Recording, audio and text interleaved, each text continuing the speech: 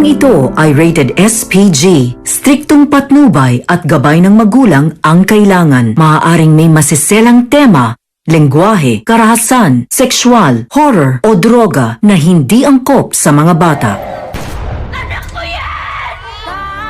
Jesus, Nazareno di Magiba.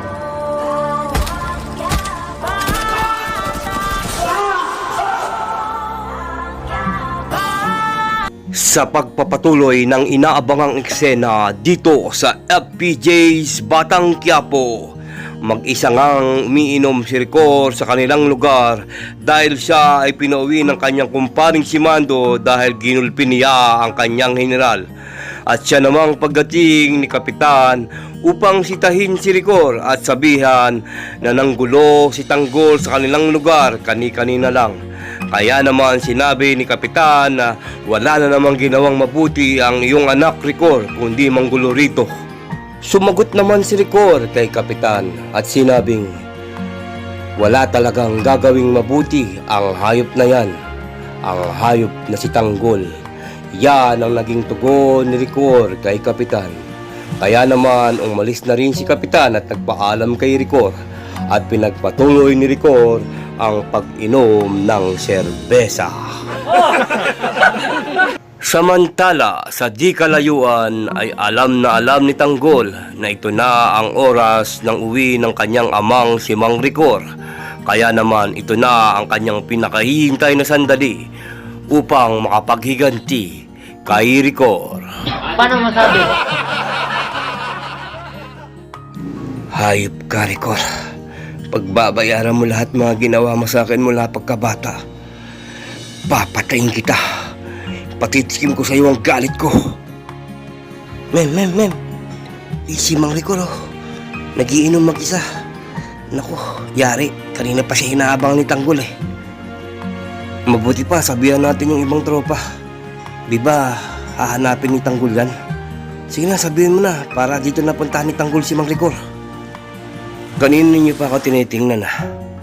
Anong gusto niyo, makatikim ha? Naku, hindi po, Mang Ricor. Tinitingnan ka lang naman namin kasi nakakarami na po kayo ng inom eh. Baka mamaya may manggulo dito eh, hindi niyo na maawat. Lang naman po, wala lang po ibang ibig sabihin yun.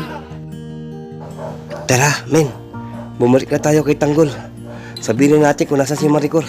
Tara na. Natapos na nga ang pag-inom ni Mang Ricor at tumayo na ito upang umuwi na sa kanilang bahay. Subalit sa paglalakad ni Ricor ay nakita na siya ni Tanggol. Walang kamalay-malay si Mang Ricor na nakasunod na pala sa kanya si Tanggol. Pwede na! At habang sumusunod si Tanggol kay Mang Ricor, ay inaalala ni Tanggol ang mga ginawa sa kanya ni Mang Ricor mula pagkabata. Kaya naman ay hindi mapigilan ni Tanggol ang sulakbo ng kanyang dibdib at galit na noon pa niya pinipigilan. Ngayong alam na niya na hindi pala niya tunay na ama si Mang Ricor. Hayop ka! Pagbabayaran mo lahat ng mga ginawa mo sa akin, papatayin kita.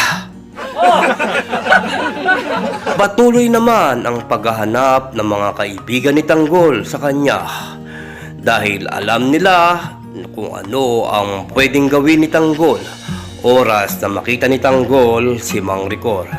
Kailangan nilang makita ang kaibigan para iparamdam nila sa kanila na hindi nag-iisa si Tanggol at sila ay kapamilya. Dito nga ay bigla na napahinto si Ricor sa paglalakad dahil may sumigaw sa kanya at tinawag ang pangalan niyang Ricor! Hayop ka! Papatayin kita! Magtago ka na sa lungga mo! Papatayin kita! Hayop ka, Ricor! Nangyari na nga ang inaasahang pagtatagpo ni Ricor at ni Tanggol. Saan hahantong ang eksenang ito? Laging sumubaybay gabi-gabi 8 p.m.